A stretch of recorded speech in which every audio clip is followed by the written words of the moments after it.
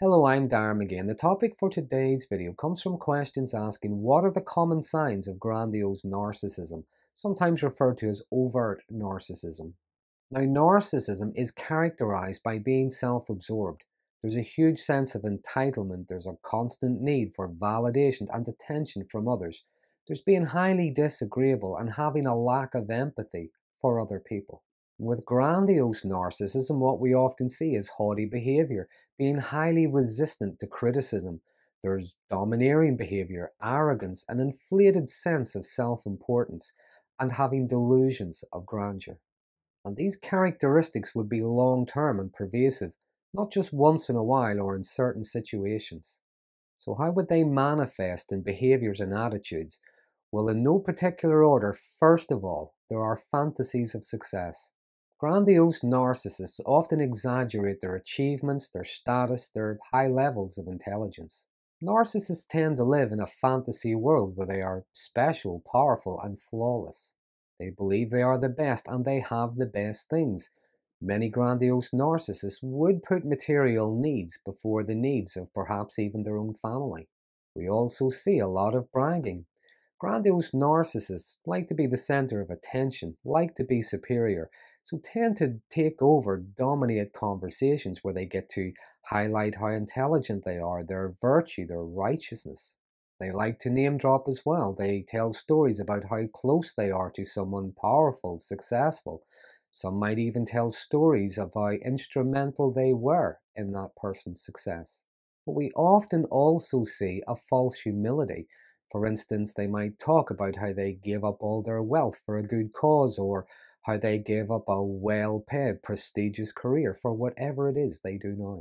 I think a common giveaway that these are lies is they often tell these stories as if they are secrets. Don't be telling anyone. Secondly, grandiose narcissists don't like people who know things that they don't, can do things that they can't, and tend to dislike experts. They don't like taking advice or being proved wrong by anyone, and here we see the inflated sense of superiority. Narcissists aren't generally good with humility. They don't like not being recognized as superior. They don't like people with information, knowledge, or experience that challenges their presuppositions. If they hear something that does challenge that presupposition, they will challenge back by asking questions like, are you an expert? Are you a lawyer, a scientist, a doctor, whatever it is? Now, even if that person is an expert in some area, they will still try to find some way to discredit them. That being said, if an expert is confirming their narrative, well, the expert is agreeing with them, not the other way around. They also tend to ignore guidance and advice from experts, believing they know best. Grandiose narcissists like to claim responsibility for successful outcomes, but blame others for even their own failures. If their schemes don't work out, if things go wrong, get worse, or they lose out, they'll claim it was someone else's fault. They were tricked, conned, misinformed, or there was a conspiracy against them. Thirdly, there's superficial charm. They can be very charismatic, quite charming, and this is an attractive quality. It's often how they attract partners and how they integrate themselves into organizations and groups. The charm is superficial though, remember. It's a performance. As time goes on, they tend to go back to being self-centered, self-absorbed. They can be good at inducing conversations. They can seem attentive. Now, sometimes they might only really be information gathering. Other times they might just start a conversation just so that they can make it about themselves.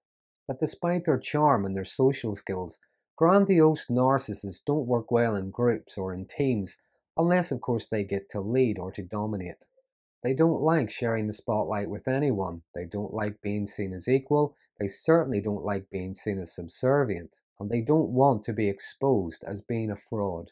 An example could be at work. They might be disruptive, uncooperative, if they have to share responsibility for a project. Number 4, they can be obstinate. They can be rigid in their beliefs. It's their way or the wrong way. It is how they see it. Their way of thinking is flawless. Sometimes they behave as if their feelings are more important than facts. Sometimes they behave as if their beliefs are facts. If challenged or presented with any evidence to the contrary, they can become quite hostile. If having to defend their position, their logic is sometimes nonsensical, their reasoning circular. Arguments tend to be emotive rather than factual, and if presented with new information or evidence, they can double down with their stance. Here we see disagreeableness, someone who is not open to new information or to learning. Anyone who does challenge them or disagree with them often faces their displeasure, sometimes even their wrath. Sign number 5 is how grandiose narcissists can come across as being emotionally immature. Narcissists tend to have a very fragile sense of themselves, which can be easily bruised, easily shaken, and a lot of their defense mechanisms are maladaptive and immature. Those defense mechanisms include blame shifting, denial, or temper tantrums. Now, those strategies might work for them in the sense that they get them out of a moment's distress, but they don't really solve anything, and more often than not, just make things worse for them in the long term. Other signs of immaturity could be they expect to be admired without having done anything to earn it. They expect to be listened to when they've got nothing worthwhile to contribute. They demand to get their own way with everything, even if it is detrimental to themselves. Disagreements, arguments are often won through insults, bullying. They get what they want through scheming, threatening, lying, and manipulating. Sign number 6, grandiose narcissists can be impulsive in their decisions and in their actions. Sometimes their ideas are poorly thought through. They don't really weigh up the pros and the cons. They can be very arrogant, use their intuition rather than facts in their judgments. They also make decisions based on their sense of superiority and entitlement rather than the information available. For instance, they might buy the best, most expensive items there are in order to maintain that image that they've created for themselves, but they end up putting themselves, their partners, their families into debt. Lacking insight and responsibility, they can be unconcerned with or even insensitive to the consequences of poor choices. They'll either blame someone else or expect someone else to sort it out for them. They tend to think very much in the moment. What makes me look good right now? What makes me feel good right now? What gets me out of this moment's distress right now? And grandiose narcissists are also prone to taking risks, which isn't necessarily a bad thing, remember, but these are poorly thought out risks. For instance, they might pursue an affair with someone their partner actually knows very well. They might tell many different people many different lies, assuming those people don't communicate with each other. They can also be opportunistic. They'll take advantage of others' misfortune in order to advance themselves somehow, or use other people's skills and hard work to further their own agenda. Now, if things backfire on them, things don't work out the way they wanted, or if they're held to account for their own bad decision making, they tend to behave as if they are being treated unfairly. Number 7 is having double standards. Grandiose narcissists demand a lot but give little in return. They expect commitment and loyalty but still cheat on their partners. They demand honesty yet lie through their teeth. Demand respect while treating others with contempt. They generally don't practice what they preach. They claim virtue while acting immorally, claim victimhood while being the aggressor. Their sense of ethics and morality tends to be exaggerated and often changes depending on who their audience is, what gives them the most virtue points at a given time. Number 8 is having contempt for others, even those closest to them.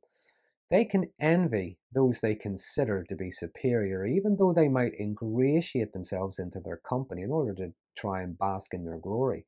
They have contempt for those they consider to be inferior, those they consider to be weak.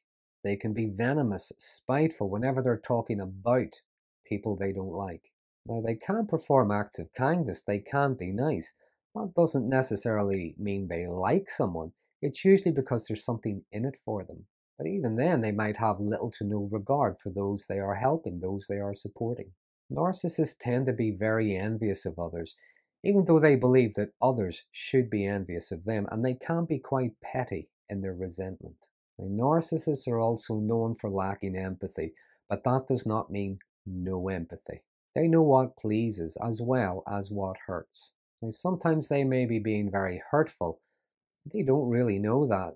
Sometimes they don't really care. Other times, they know exactly what they're doing. They're doing it with intent, and here we often see a callous and sadistic side to them. Which leads me on to number 9, their anger. Now, if you cross a grandiose narcissist, the consequences are usually angry outbursts way out of proportion to the situation. By the way, crossing them could be just disagreeing with them or not meeting their expectations. Even a perceived slight can bring up what's known as narcissistic rage. They don't get what they believe they are entitled to. What we often see is outrage, temper tantrums, sulking, silent treatment, and punishment. They can become very angry even if someone just points out what they have done was hurtful or offensive. They can behave as though they are being treated unfairly and they have the right to defend themselves aggressively. With this anger, what we often see as well is vindictiveness. Narcissists can be very vindictive. They have a very long memory as well. That grudge can stay with them for a long time. They believe that they deserve to take revenge on whoever it was hurt them, even if it was unintentionally. As I say, they can hold that grudge for a very long time. The last sign is how grandiose narcissists tend to use people.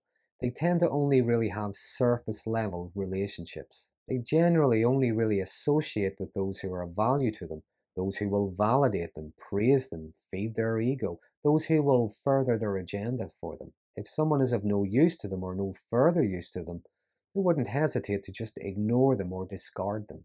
And lacking empathy, they only really see things from their own perspective, their own point of view, so they're not really bothered or concerned with how others feel or what they need.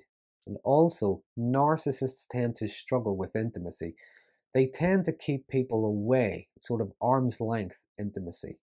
There is a fear that they may be exposed for what they really are. Other people might see them as they really are. Now, that being said, they do still want love, attention, and admiration. But if they don't get it where they want it or to the level they feel they deserve it, they won't hesitate to go elsewhere for it. When they're finished with someone, when relationships end, whether they're friendships, working relationships, romantic relationships, they tend to spread lies, misinformation in order to tarnish that person. They don't want people to believe the victim's version of the truth. That carefully crafted image and reputation is at risk of being exposed. So, in conclusion, to a grandiose narcissist, the world is all about them. Others are there for their benefit. And if they can't show others their superiority through their own merit, they'll try to highlight other people's inferiority through spiteful, demeaning, and belittling remarks and comments. And sadly, like everyone else, grandiose narcissists can be very intelligent and very accomplished in some areas. And yes, they can be respected and even loved, just like everyone else. But it has to be on their terms. Their terms constantly shift, constantly change, and it's never enough. The more they get, the more they demand, and the more they get away with, the more they push. I often say, by its very nature, narcissism is destructive. It tends to destroy things from the inside. It destroys people, relationships, families, communities, organizations. But when it can no longer destroy things from the inside, it tends to try to destroy it from the outside. And ultimately, narcissism, I believe, is self-destructive. But even then, it is still everybody else's fault. So there are 10 common signs of grandiose narcissism. As always, there's many things I haven't added, things I could have included. Anything I've missed, please feel free to use the comment box below. Or some interesting conversations start around these videos. But if you find this video interesting, please consider subscribing to my channel. And until next time, thanks for watching.